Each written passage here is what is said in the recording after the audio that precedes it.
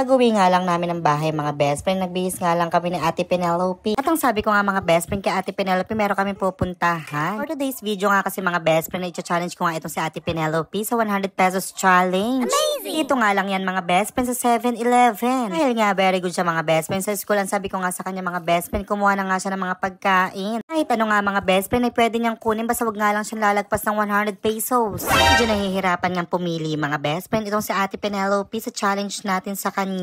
Ano ba naman kasi mga best friend, mahilig nga sa candies and gummies itong si Ate Penelope. Gusto nga niyang mangyari mga best friend, lahat nga nang nakikita niya ay gusto nga niyang damputin lahat. Dahil 100 pesos challenge nga ito kay Ate Penelope, hindi niya nga po pwedeng kunin lahat. Kumuha na nga siya mga best friend, trolley burger tsaka lollipop. Ang sabi niya nga sa akin mga best friend, ibibili daw niya ng Magnum yung mami niya. Yan na nga lang din mga best friend na napili ni Ate Penelope kasi mahilig nga si Mami Emma sa ice cream. Ang sabi nga sa akin mga best friend, ang inyong Ate Penelope, kumuha na nga rin daw ako ng ice cream para nga daw magsaktong 100. Diba nga mga best friend, napakatalinong bata. Amazing! Sa itsura nga mga best friend ni Ate Penelope, mukhang hindi mo nga magugulangan. Sa nakikita ko nga rin mga best friend kay Ate Penelope, mukhang mas matalino pa sa unggoy. Pagdating nga namin mga best friend sa bahay galing sa 7-Eleven, pinabuksan na nga kagad ni Ate Penelope yung trolley burger niya. At syempre mga best friend, yung binili niyang lollipop. Hindi na nga siya makapaghintay mga best friend na matikman na nga yung reward na binigay ko nga sa kanya. Sobrang saya nga mga best friend itong si Ate Penelope. Palagi ko nga sinasabi mga best friend kay Ate Penelope na lagi niyang gagalingan sa school. Para nga mga best friend, every time na umuwi siya galing school, lagi siyang may reward kay Daddy. Amazing! Siyempre mga best friend, hindi nga po pwedeng wala rin kaming reward ng inyong Mami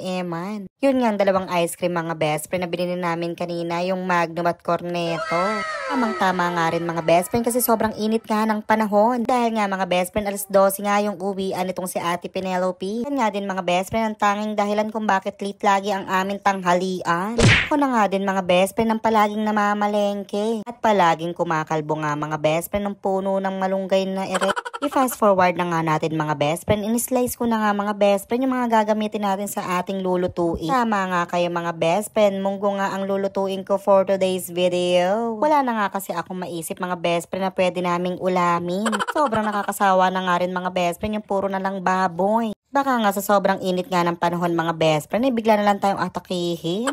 Dahil ngayon nga lang nag-aaraw mga best friend, tamang-tama nga, inilabas ko na nga ang aking mga sampayin. Nakakailang linggo na nga rin tayo mga best friend na hindi talaga maganda yung panahon natin. Aminin nga natin mga best friend, sa tuwing umuulan, hindi talaga maganda ang ating diskarte. Bukod nga mga best friend, sa sobrang nakakatamad niyang bumangon, ay talaga nakakatamad din magtrabaho. Sa totoong version nga lang din mga best friend, hindi pa nga tayo mayaman kaya bawal pa tayong tamarin. Hanggang dito na nga lang muli mga best friend. Thank you for watching mga best friends. See you next video.